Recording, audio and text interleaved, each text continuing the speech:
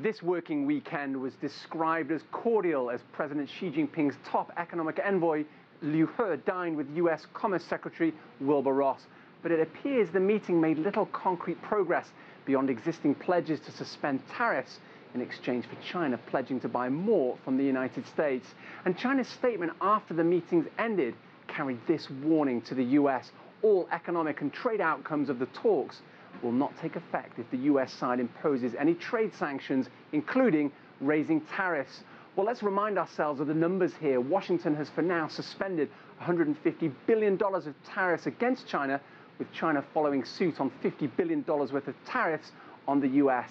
But China is now concerned about US President Donald Trump threatening an additional $50 billion on Chinese tech imports to the US, punishment for his contention that Chinese companies are forcing US trade partners to hand over sensitive trade secrets. And the fate of tech giant ZTE remains unresolved.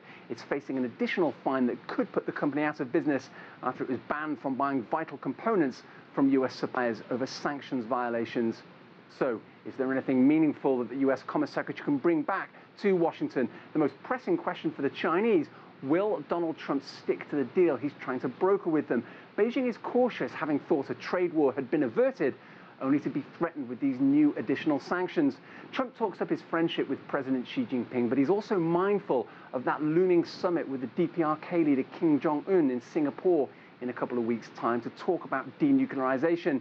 Trump recently said, "When I'm dealing on trade, I have many other things in mind also." He meant the DPRK, whose strongest ally is China. Many experts think Trump is likely to try to use trade talks and tariffs against China as leverage in negotiations with the DPRK.